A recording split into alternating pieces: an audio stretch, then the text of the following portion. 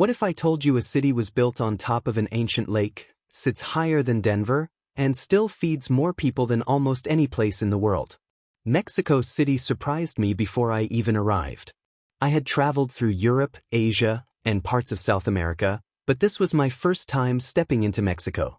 I came with some ideas in my head. Busy streets, loud traffic, spicy food. What I found instead was a city that felt old and young at the same time. Calm in places, loud in others, deeply human everywhere. Mexico City is huge. Bigger than New York. Bigger than London. However, a lot of it can be explored on foot. Neighborhoods resembled little towns that have been stitched together. It feels like Paris on one street. The next one has a Havana feel. Suddenly, you find yourself in front of ruins that are older than nearly every country. I traveled alone for 14 days. Every day, I spent hours walking. I took taxis when my legs gave in. I went on guided tours. I got lost more than once, but the city seemed to open another door each time.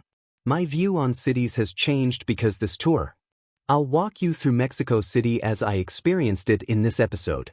The streets, the food, the history, the tranquil times, the places that forced me to stop walking and just stand.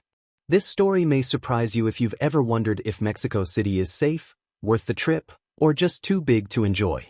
Mexico City is situated more than 2,000 meters above sea level. On the first day, I sensed it.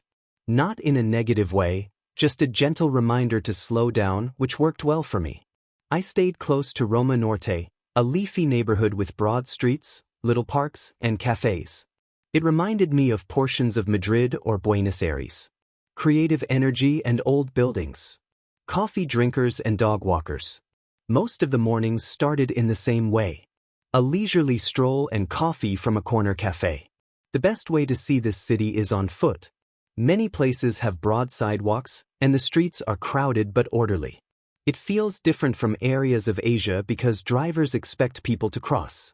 Condesa and Roma are great places for a walk. Streets lined with trees, Art Deco buildings and parks like Parque España, where residents stroll, chat, or simply observe passing nature. The atmosphere was similar to Melbourne, although it was louder and warmer. There is food everywhere. Tacos from street vendors cost between 30 and 40 pesos, or $2 to $3 each. It is flavorful, quick, and fresh. It never seems strange to eat by myself. Actually, nobody looks at you. One morning, I took a taxi to the historic center. The cost of getting there from Roma was roughly 120 pesos, or $7. With its large squares and imposing architecture, this area of the city feels more like Europe. Churches that appear to be from Spain but are actually much older. The main square, Zocalo, is enormous. Among the biggest in the world. I felt small, but in a good way as I stood there. The Templo Mayor, an Aztec ruin discovered just a few decades ago, is right near to it. The entry charge is approximately 90 pesos, or $5. It was strange to see old stone temples next to modern buildings. Rome had layers, but this seemed less polished and more vivid. I walked here for hours. The Metropolitan Cathedral is worth the time and is free to visit. It's heavy and dark. Inside, it's quiet, yet outside, everything rushes by quickly. There are more museums in Mexico City than in nearly every other city on Earth. I chose wisely because I couldn't see them all. You must visit the National Museum of Anthropology. I paid roughly 150 pesos, or $9, for a taxi fare there. It cost 95 pesos, or $6, for the admission fee. A whole day might be spent only at this museum. Maya, Aztec, and various other cultures, shown with pride and attention to detail. The story here belongs to the land, yet the scope reminded me of the British Museum. The Palacio de Bellas Arts was another place I visited. It cost 80 pesos, or $5, for a ticket. The star is the structure itself, built of white marble. Inside are huge murals. It was like stepping into another period. Taxis are cheap and easy to use. The majority of the time, I used them. Seldom do longer trips within the city cost more than 200 pesos, or $12. I went on a guided walking tour of the historic center to learn more about the Mexico City history. It lasted almost 3 hours and cost 500 pesos, or $30. Stories made the streets come to life, making it worth every cent. What's close by is one of Mexico City's best features. The city is roughly 50 kilometers away from the historic city of Teotihuacan.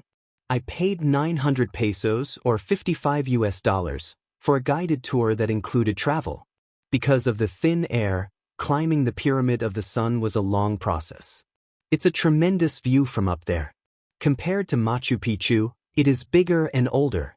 Xochimilco is located around 25 kilometers south of the city, famous for its colorful boats and canals.